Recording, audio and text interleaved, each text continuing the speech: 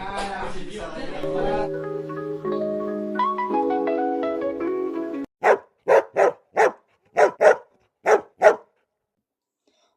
to the Beyond the Leash podcast, the show where we dive into the world of service dogs and beyond the leash, unleashing the truth, breaking down those barriers, and sharing incredible stories behind the harnesses. I am your host, Service Dog Educator. And I'm Bumblebee.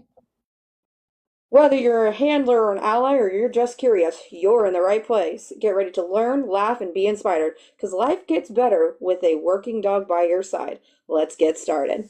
So, welcome to the podcast, everybody. We have amazing topics up here. All three of these topics are something that we both really enjoy talking about, and we're going to get into a deep dive into it. But before we get into our first topic, we have some breaking news.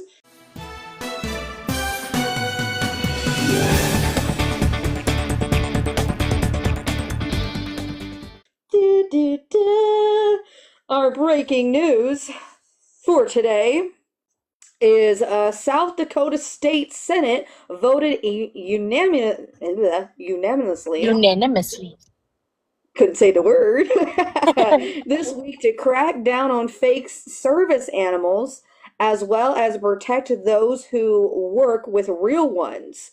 The voting was... Hang on 1 second. There we go. The voting was 34-0. More information about that you guys can find is on Facebook and stuff like that, and you can also look it up online as well. But I am super glad that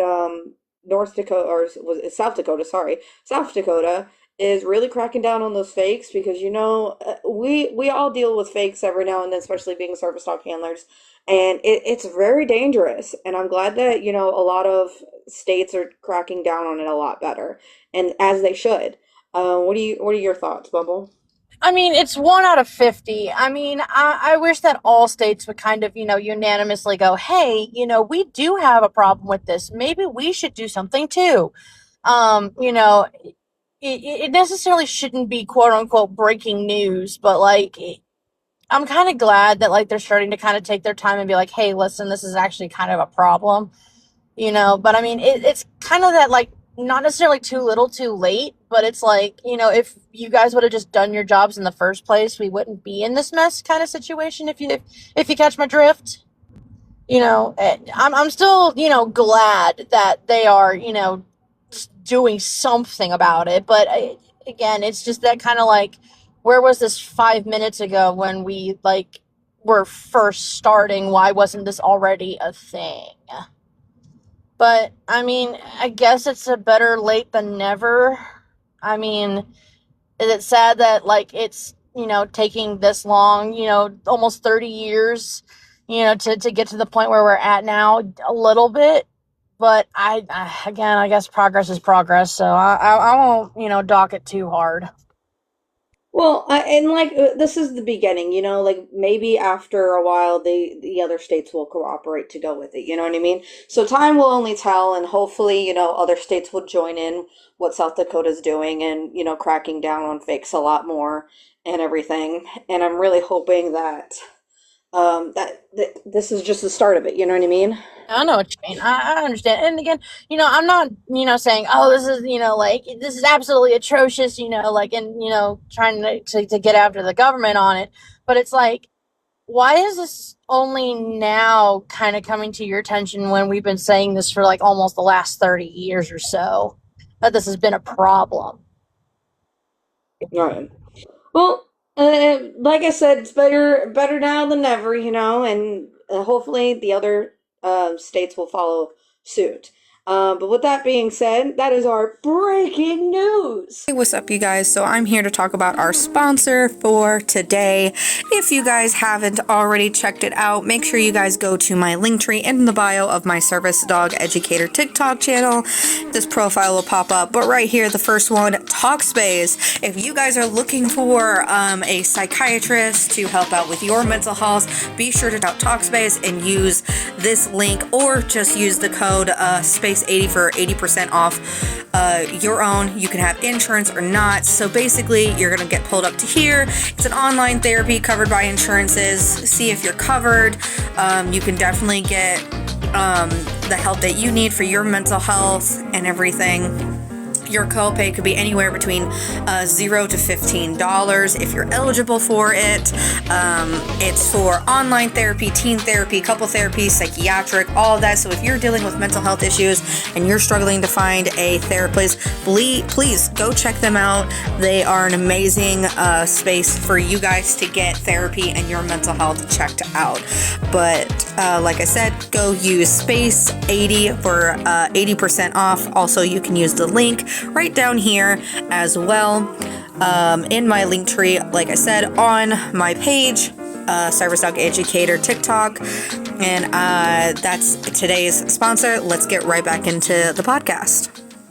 For the podcast this week, like I said, you guys can find that story on Facebook and just look it up on the internet as well if you guys want to check it out and get more information about it.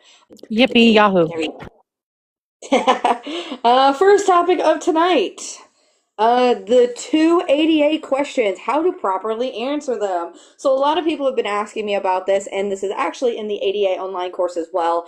But I do want to talk to people and get their, tell everybody, how we should properly be answering those questions. But I'm going to let Bumble take over since I did do a lot of the talking already. I'm going to let Bumble take over because she's really good at talking about this side of it as well. Oh, well, thank you very much. Thank you so, so much. So when you are answering the two legal questions, and mind you, I've been a general manager for many, many years, so I have asked the questions over and over and over again of, hey, what is this supposed to look like? What are we supposed to be looking for as a business? So when you're being asked the question, and this was told to me by an ADA rep a couple of years back when I was, general manager, I was told, and this is on no layman's terms, and I'm not going to sugarcoat what he said. He said, I don't care what you got going on with you. I don't care for your diagnoses. I don't care what your therapist said. I don't care what your uncle told me. What does your dog do? What have you, as the person, trained your dog to do for you? Because again, the question, specifically the second question, is what task or work is the dog trained to perform? Not what is the dog there for? Why do you have a dog? Why do you, what's your diagnoses? It's asking you, what does your dog do for you? Like, what task have you trained it? Like a jump alert, a boop alert, a bark alert, something like that. We are asking you, what is it that you have done? What time have you taken your life out of to put into this dog to train it to do? And I feel like a lot of handlers get that confused with, oh, well, they're asking for a diagnosis. They're asking about my medical problems. They're like, oh, well, I have anxiety. It's like, that's great. I don't care if you got an anxiety problem. That's not to be insensitive. That's not to be rude. That's not to be, crass or, anything like that. It's just, and honestly, as somebody who's been a general manager, like, I don't necessarily want to know what's wrong with you. I just want to know what your dog does. Because if your dog is trained to alert to something, like let's say you have cardiac issues. If your dog is trained to alert to your cardiac issues with a bark and I have to call somebody to help you, I need to know that your dog does that. So that way I can already make the preemptive call of going, oh, this person's going to have, an issue. You can ask later on what the problem is, but that's just, it's just, you don't have to answer with what your medical problems are. Right, 100%, and I couldn't answer it any better. And like I stated, guys, it is also in my ADA online course, and I hope you guys do go check it out. But she basically did give the best explanation that I think is for answering the legal questions from a business standpoint, And I really, really hope that this has helped you guys learn a little bit of how to answer the questions and everything, because I know that that's a big mix up between handlers and businesses as well. And I just, we want to help people out a lot. Yeah, and I feel like other handlers kind of, when they're misinformed, they tell everyone else. It's kind of like the blind leading the blind. It's like you're still blind at the end of the day, and you could potentially walk into a wall. So it's like, if you know how to answer the questions correctly the first time, it's so much more beneficial to you. Because then, it gets rid of the people wanting to try, to get away with it. Right. And the people who have emotional support animals, again, not to knock them, but they won't know how to answer that because emotional support is not a trainable task. It's A lot like, of well, them just what does your with dog, emotional support.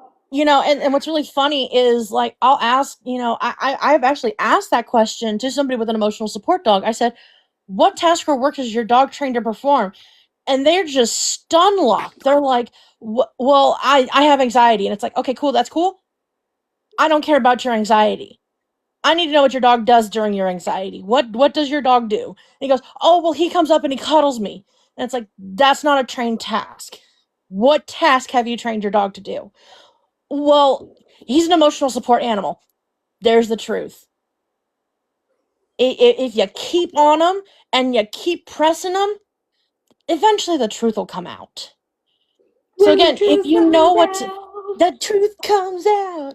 But that's the whole thing. And I feel it's important that businesses do ask those two legal questions because, I've only ever been asked maybe, God, I've got enough fingers on one hand to count how many times I've been asked about my service dog. And that's probably like once or twice in my entire, 5-6 years of owning a service dog and handling them and training them. Like, these businesses need to do more. Okay. So, I think we're good on this one. You good? You good on the first one? I'm pretty good. Topic number two. What legally can get a service dog denied access? So I know some of you have been wondering that, been asking about it, and we are here to answer. So I'm going to start off by saying, the main things is religious places, of course, they can legally deny you access. Any sanitary areas such as burn units or operating rooms, sometimes ICU rooms and certain NICUs can deny as well.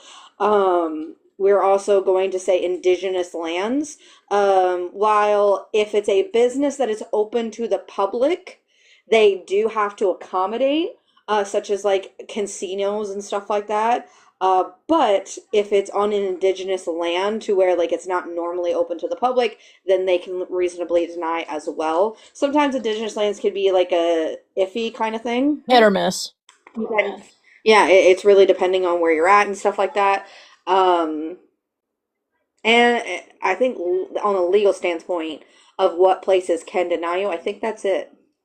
Private There are property. certain, yeah, private properties.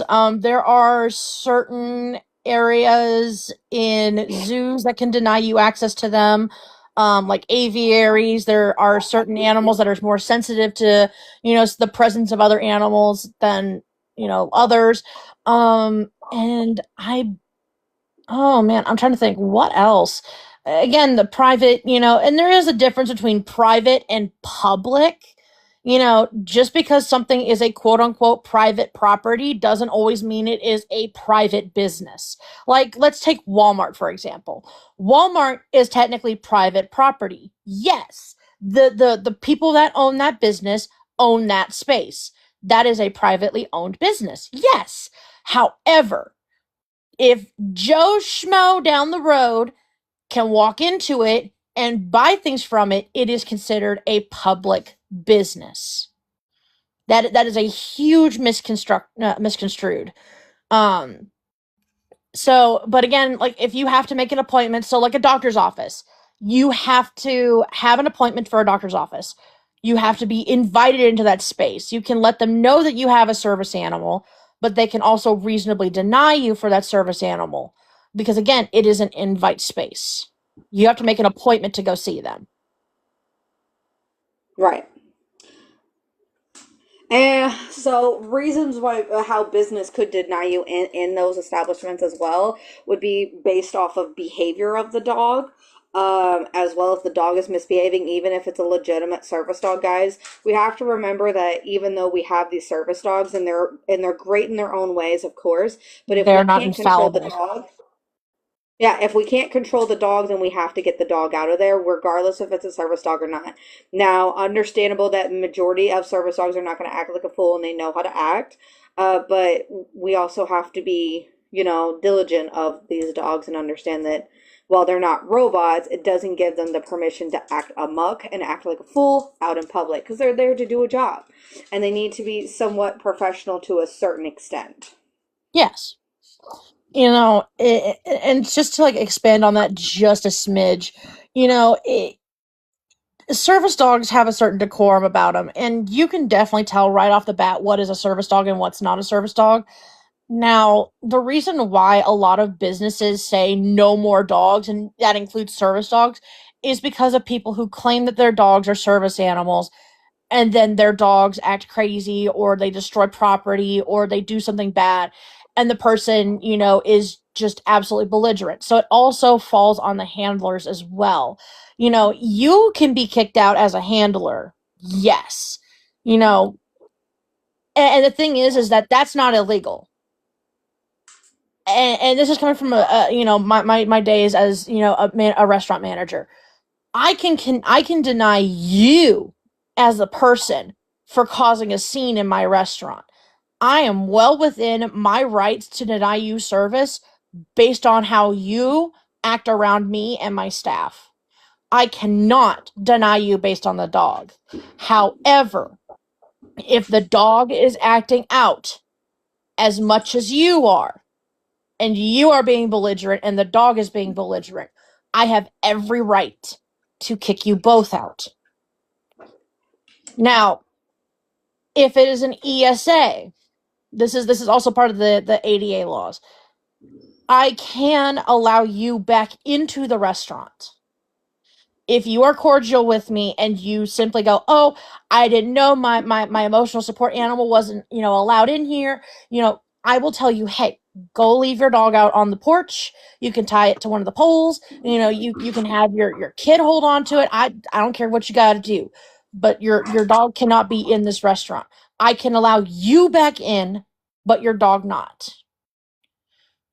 But again, if you are acting belligerent and your dog is acting belligerent, or alternatively, if you get belligerent with me over me kicking your emotional support animal out, I can deny you both outright. That is also a misconception that people have.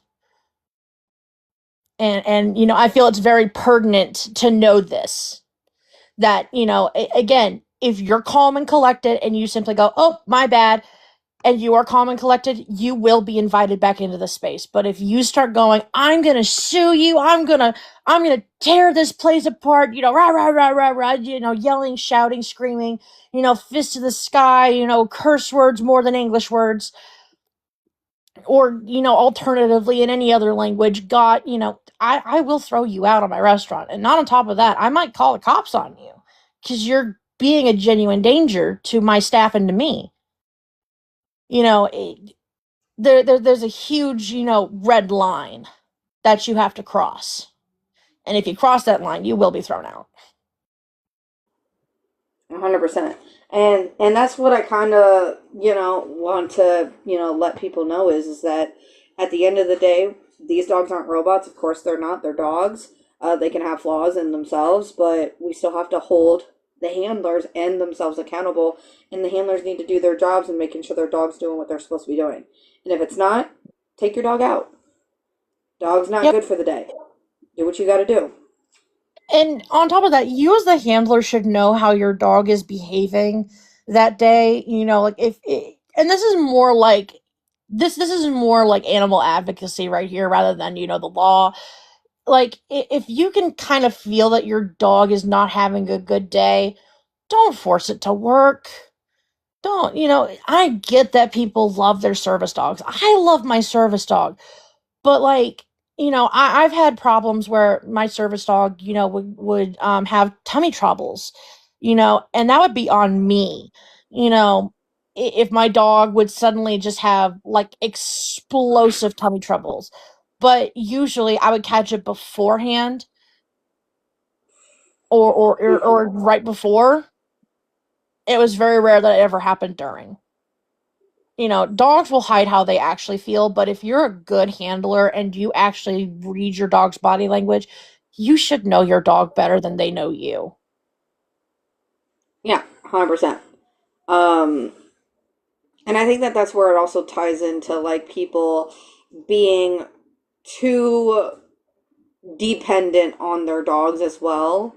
Um, like always relying on this dog to keep doing everything and anything when they need to learn how to be independent of the dog. And like, how there's a difference between codependency and dependency. Be codependent on the dog and not sit there and rely on this dog 24/7, 7 days a week, 365 days a year. You have to have coping skills for the disability because whether anyone likes this or not, you had to had some sort of coping mechanism before the dog showed up.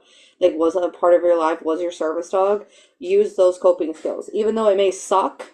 But if the dog is sick or the dog is injured or something's going on with the dog, don't let them work. It's just like you not wanting to go into work when you're sick, when you're not having a good day, whatever the case is.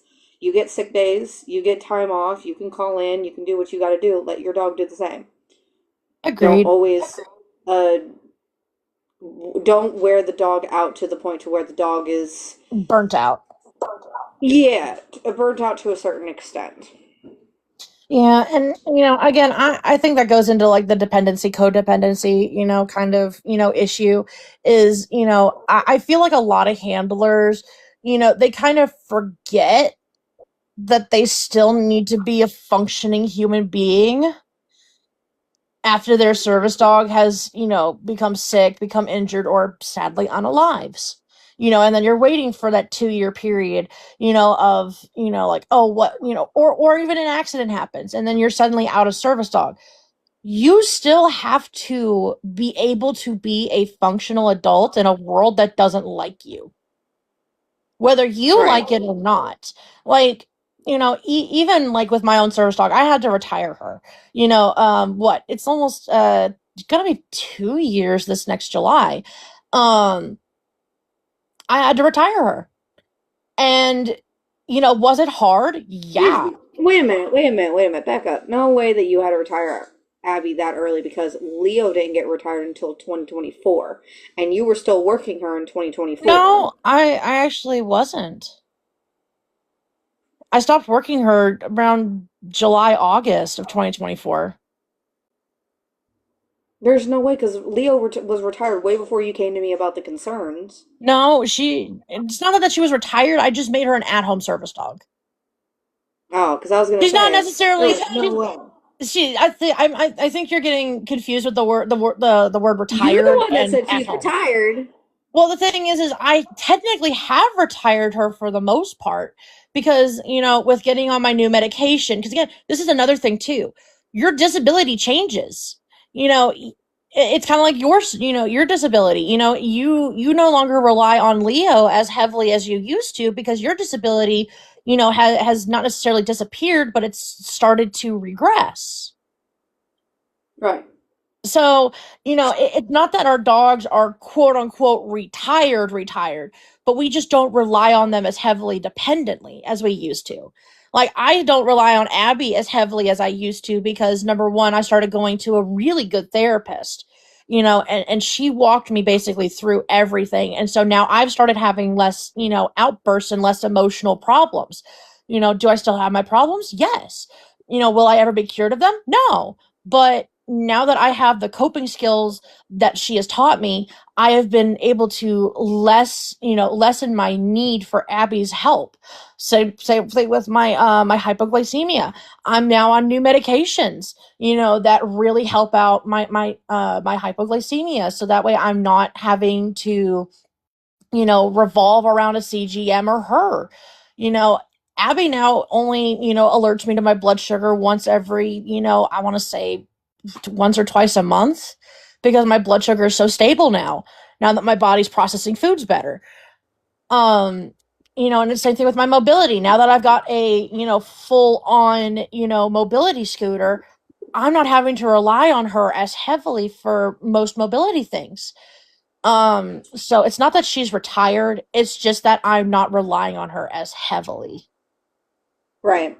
Those are some of the reasons why, you might deny a service dog into into, that establishment if like we said, if it's certain rules or regulations for those establishments that legally can deny, or if the dog's behavior is out of whack or whatever the case is. So the big gist of the second topic is, guys, make sure that we are, keeping an eye on our dog's behavior, taking accountability for their behavior as well, and getting the dog out of there, and monitoring the dogs and not being so dependent on the dog as well.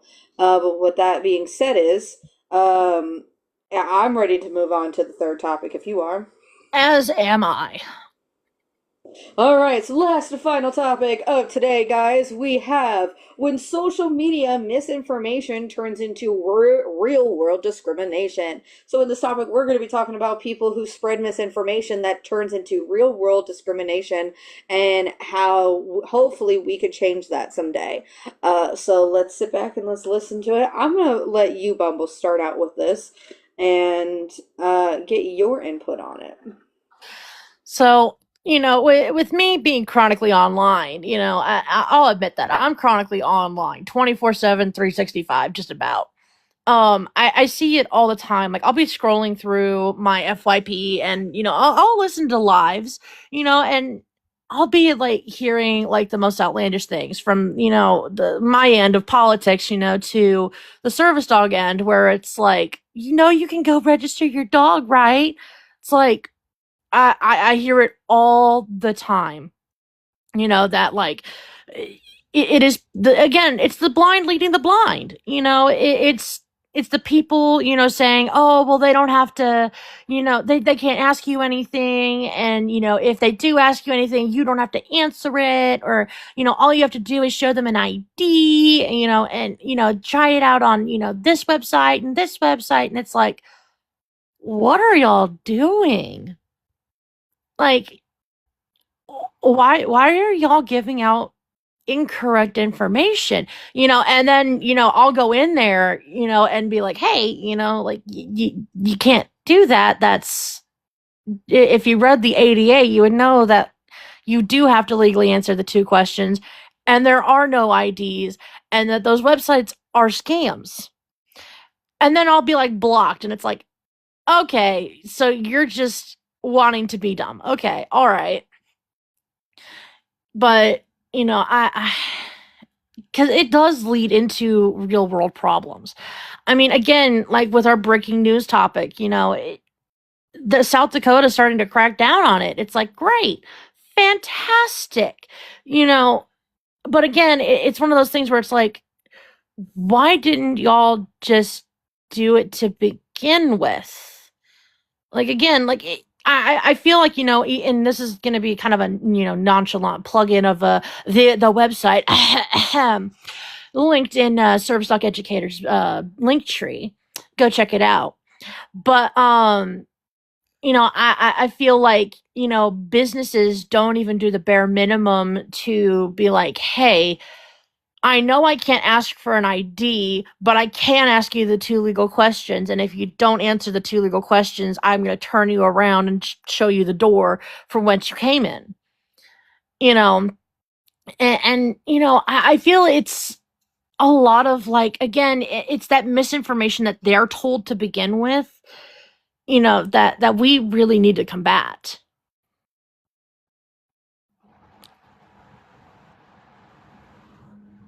Yeah, and I 100% agree with that. Like, it's more and less of, people, because, like, I get a lot of people, like, not a lot, but, like, so, there was a lady today or yesterday, I think it was yesterday, who came in, and I'm going to call her Karen because she acted like a Karen, who was basically stating that this lady was, she rented her own property out to people that are victims of DVs. And the lady was like, she wanted 17 emotional support animals that were registered online to be with her. And I just couldn't do that. And I did try to inform them, like, first of all, it can't be more than, like, far as I'm aware, three. And they're like, no, there's no legal limit. I was like, well, you still can refuse because of how many people, how many animals that is, first of all. And then I had some misinformation by accident of, I thought if you rented it out to somebody, you legally had to um, abide by the Fair Housing Act and allow them their ESA in there. And I was wrong. It's if you rent more than 4 properties or 4 units, then you have to abide by it, which I was not aware of until Kat came up and said something. But she was very much like, oh, see, like, you were yelling at me for no reason. I was like, no, it wasn't that I was yelling at you for no reason. It was the fact that you kept interrupting me was why I was getting angry. And you saying that I'm spreading misinformation is incorrect. There are times where, I may not be as well informed, but again, at the end of the day, I'm still human. Like, that's never going to change. While I am an educator, while I am very well known of all the federal laws and everything, and I can, go verbatim of the ADA. Am I well aware of all the other federal laws out there? No. I am not 100% aware of every single one, especially like the Fair Housing Act or anything, but I can look them up very easily if I'm not 100% sure. And See, it's a and, lot to remember. and the thing is that technically you weren't telling any misinformation. You were just wrong about, the property amount. Like, again, because basic, Fair Housing Act standards is that if you rent to tenants, you're going to be subject to fair housing. You were not incorrect in that. Now, where I think where you She were was also a incorrect was, Karen because she was like, "Oh, I don't get why people need emotional support yeah, that animals." too, Like, I don't ableist either. Karen. But the thing is technically you were not incorrect or giving out misinformation at all. You just were unaware that the Fair Housing Act only applies to I don't want to say Well, it businesses did because change though. I don't know how long ago it changed, but prior, when I was first looking into it, it was like all I never saw that it said like it had to be like under this certain amount. yeah, and I think that's also So very state by state as well. So like I'll be federally looking wise, into it's it. 4, but And we can I look like into it more. As far as I'm aware, I looked it up and it was federally. Um, it any has to tenant be like any 4 properties. property that's renting has to fall under Yeah. fair housing. Yeah, that's what I was also under the impression of. But again, like we said, technically not incorrect or misinformation. It, laws change all the time. I remember what last year we were told, that hey, now you can have your service dog in a cart when originally it was no, do not. And now it says generally. It's like the laws change every now and then. We can't always control what the laws are. We can't always control, what's said and what's not said. Um, but you were not factually incorrect. You were of the wrong assumption that this lady owned more than 4 properties. Right.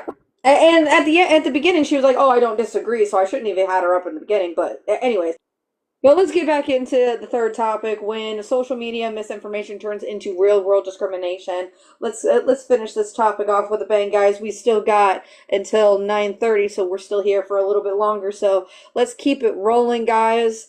I've seen a lot of people like use videos for misinformation, and what I mean by that is individuals taking their dogs out into spaces that they're not supposed to and misinforming people about the dog. Some people will use vests. Some people will, like, for example, we talked about the guy who went into Target with a regular size horse. That's spreading misinformation right there and putting people in danger. A lot of people use TikTok or Facebook or YouTube for funny videos. Yeah, I would agree.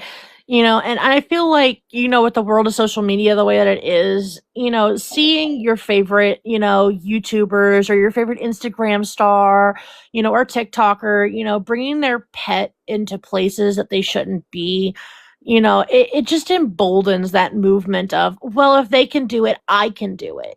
It's like, no, listen, just because, your friend jumps off a bridge doesn't mean you should too. And I think that also plays into the parasocial relationship as well, where it's like, well, my favorite YouTuber did it. It's like, they don't know who you are. They're not going to pay for your legal defense. True. And that's what people have to understand is that just because Susie does it, or Ariana Grande or Steve-O or any other celebrity that does it, they're not the ones that's going to be paying the court bill. They're not the ones being paying for vet bills if your dog or if a real service dog gets injured. They're not the ones going to be paying sitting in jail. They're not going to be the ones upset because their dog got put down because it bit another person. They're not going to be dealing with that. You are.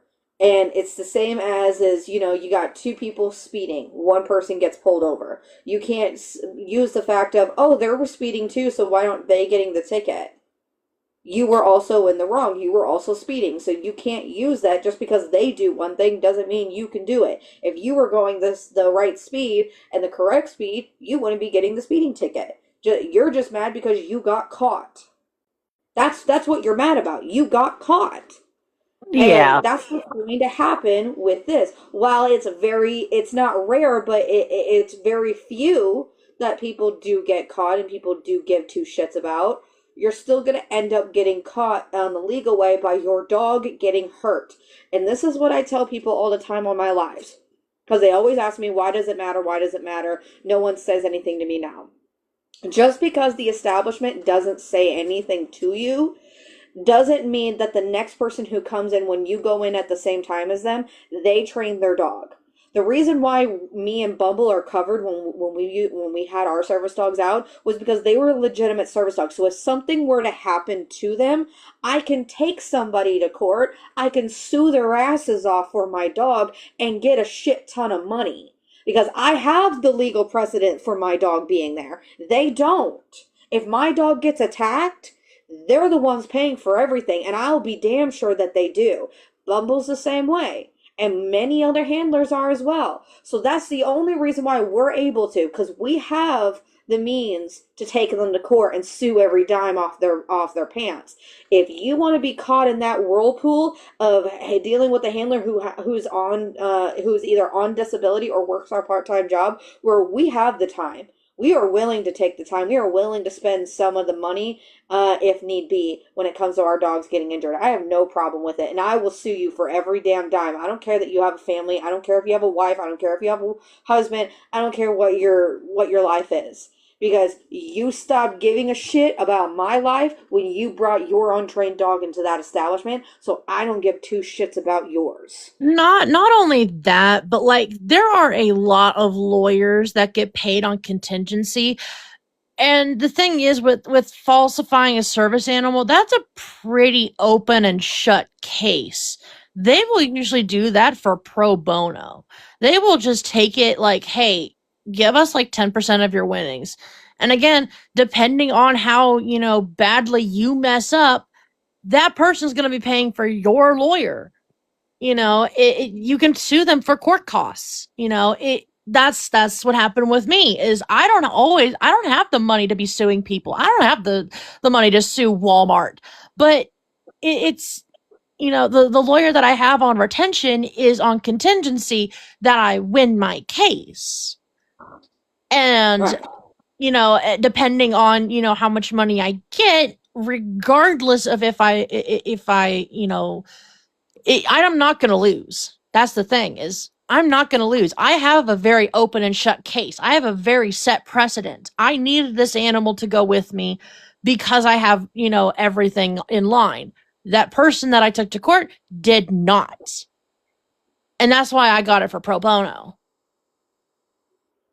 I didn't need to provide, $100,000 in a down payment. I paid the guy $20 and he's still legally representing me to this day, 5 years later. Because again, I have legal precedent. Other people don't. Exactly. And then we got ADA lawyers for a reason. Most of us have been already through the court system once or twice down the block. Because that's the life of a service dog handler. We have lawyers on our hands for a reason. And that's what people don't understand. While, yes, we are disabled. Yes, some of us are broke. And we will say that we are broke. And some of us can't afford certain things. But we are willing to go to hell and back for our dogs. I will do the same thing for my dog that I would do for my kids. If somebody came up and harmed my kid, even here, we'll put this on the same link, on the same wave, right? I walk into an establishment with my kid, okay? It's Walmart, and a dog comes up and attacks my kid. I'm still going to sue the pants off of that person for bringing that dog into Walmart and biting my kid. Same as for my dog. Because my dog had a reason to be there. Your dog didn't. Just because you get anxiety and foofy schnuckykins, the presence of them makes you feel better, doesn't make it a service dog. Doesn't mean you get to break the law.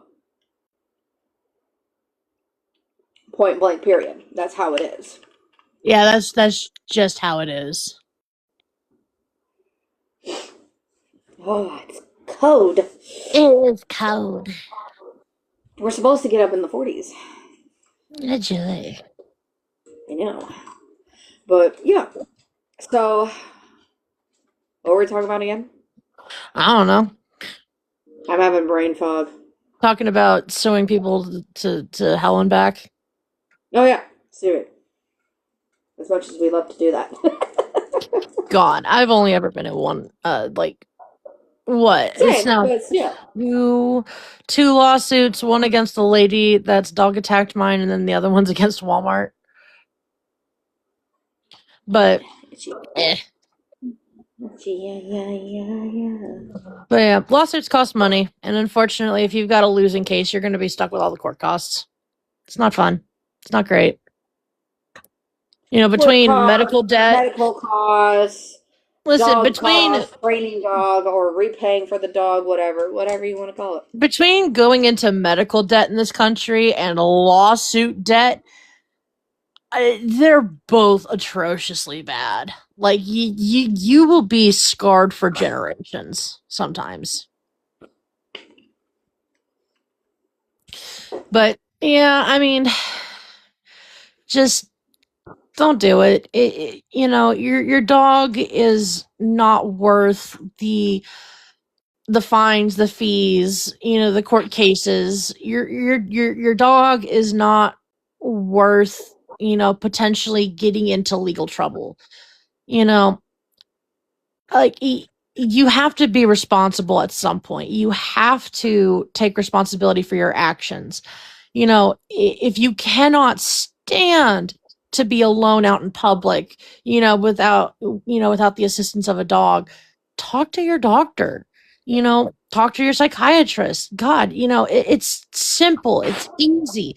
Does it cost money? Train the Everything costs dog. money. Train your dog. Everything tastes money. You can't go out into public without your dog because of your mental health. That means the disability is debilitating. You can't do things like everybody else because of the disability. Dogs can help with anxiety by not only just being there. If you do a certain behavior like scratch your leg, they can do behavioral disruptions. They can do deep pressure therapy. They can sense oncoming anxiety attacks. You just need to find somebody, or you need to do the training for the dog. That's it. It's really not that hard, and everything costs money in today's society. Take the time, take the money, go to a therapist, go to a psychologist, find a dog trainer if you don't know how to do it yourself. You're going to have to learn eventually. Because again, there's the right way and there's the wrong way. You can go about it the legal way and do it right the first time, or you can learn the hard way and have it be 17 times more expensive. Personally, I prefer the not as expensive way. But then again, that's coming from Penny Pincher, so. Touche. But I think this is a good place to stop the podcast for today. I started a little bit early, so if we were going a little bit too fast, we could end it early and everything. But thank you guys for listening to the podcast and everything. Make sure you guys check out the link in the bio below. Check out our social medias. Check out the link tree for all the sponsors today, and go and you know purchase some of the sponsorships on there if you guys enjoy them and want to, purchase anything off of there. Make sure you guys check out all of the lives that are coming in on my channel Monday, Tuesday, sometimes Wednesdays, and Thursdays. Please check out the lives, guys. It is all linked in the bio down below as well. Check out Bumblebee, even though they're taking a break for a little bit, they still do stuff on social media and they're part of the podcast. We love them so much. And we thank them for being here as well. But much love and appreciation to all who have joined. Thank you guys for listening, and we'll see you guys very, very soon with another podcast. Good night, everybody.